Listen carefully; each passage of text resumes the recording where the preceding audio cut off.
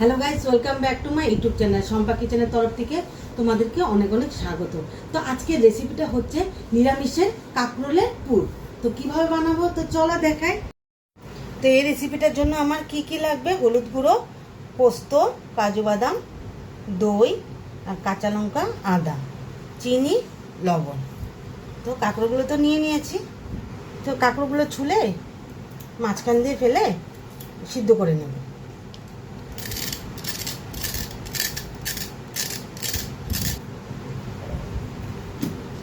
তো মাঝখান দিয়ে এরকম করে এক এক করে কেটে নেব।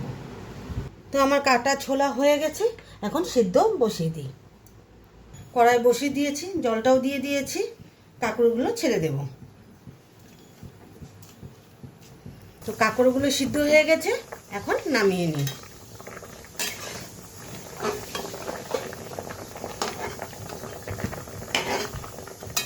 কাঁকরোলের বীজগুলো বের করে নিই এক এক করে।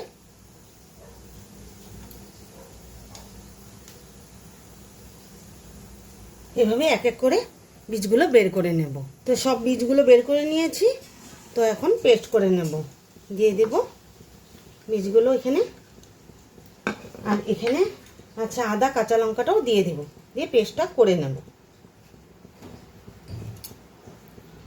তো পেস্টটা করে নিয়েছি, এখন আবার পোস্ত, কাজু বাদাম আর দই দিয়ে পেস্টটা করে নেব।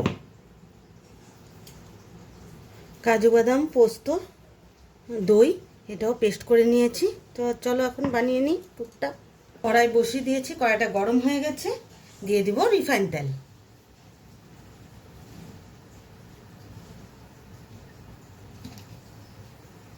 তেলটা গরম হয়ে গেছে, তো ছেড়ে দিই। পোস্ত, কাজু বাদাম বা পেস্টটা ছেড়ে দিই।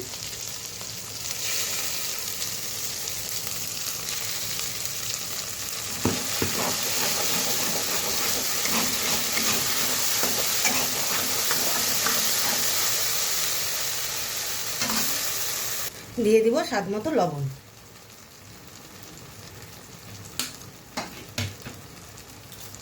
দিয়ে দিব চিনি।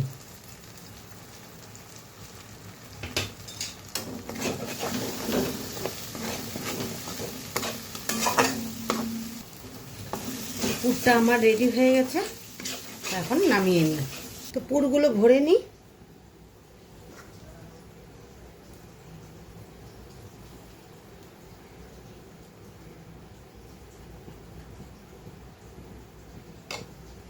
এরকম করে এক এক করে ভরে নেব। তো আমার সব পুর ভরা হয়ে গেছে, এখন ভেজে নিই।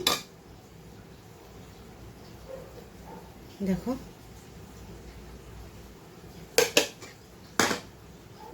তো এখানে নিয়েছি আমি ময়দা আর চালের গুঁড়ো। দিয়ে দেব লবণ,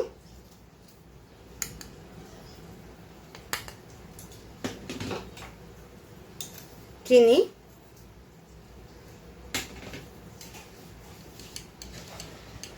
হলুদ গুঁড়ো। হলুদের গুঁড়োটা নিয়ে নিলাম। তো জল দিয়ে মিক্সড করে নিই।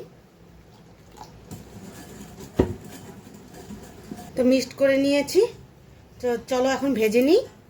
তেল দিয়ে দিলাম। তেল গরম হয়ে গেছে, এক এক করে পুরগুলো ছেড়ে দিই।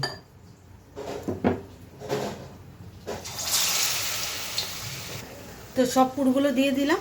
তো কিছুক্ষণ সময়ের জন্য ঢেকে রাখবো। ঢাকনাটা উঠিয়ে দিই। এক এক করে সব উল্টিয়ে দিব।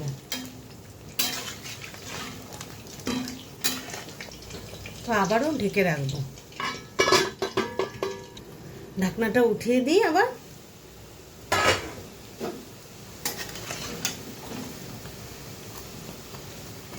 তো কাঁকরোল পুরগুলো হয়ে গেছে, নামিয়ে নিই।